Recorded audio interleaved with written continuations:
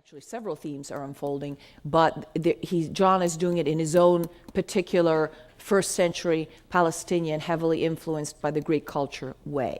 Okay?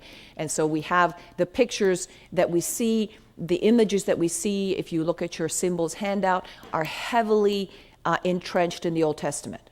We have, of course, John coming out very heavily from an Old Testament matrix. So a lot of his beasts and his pictures and his colors and all the images come out of the Old Testament. Sometimes you'll have a little bit of an encroachment from the Hellenistic culture around them, and so you'll have a description of the dragon, which will be the traditional dragon of Hebrew culture, but you might have some Greek elements to it. And we'll see that maybe today or next time. Okay? So it's all a cauldron.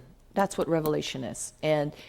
And it's meant for us to kind of dig deep and really try and get the basic messages. And I think by now we know what the basic messages are. What are the basic messages?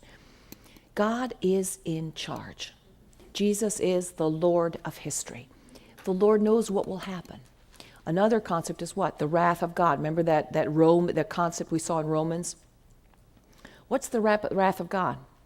That he gets up in the morning, opens the window, throws a couple thunderbolts out the window, closes it, goes about his business?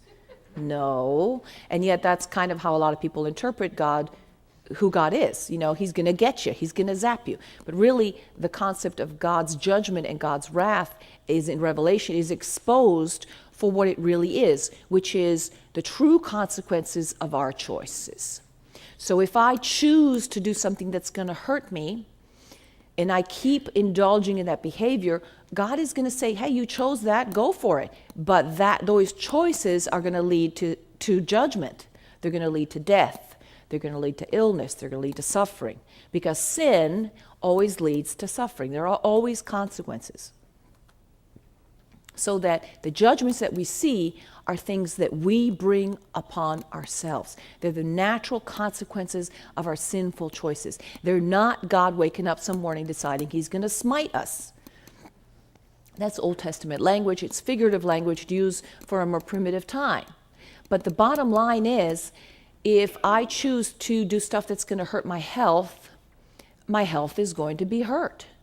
You know, if I do stuff, and if I treat people in a certain way, and I'm friendly, and I'm inhospitable, and I'm hostile, and I'm angry, it's no small wonder that people are going to react to me that way.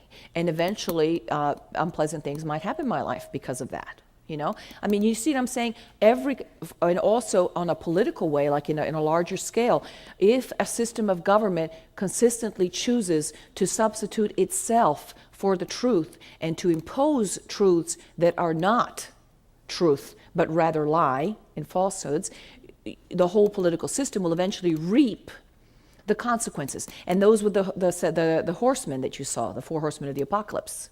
Those were all direct consequences of unrighteous political systems. So if you are a political system that's enmeshed in greed, you're going to be reaping famine.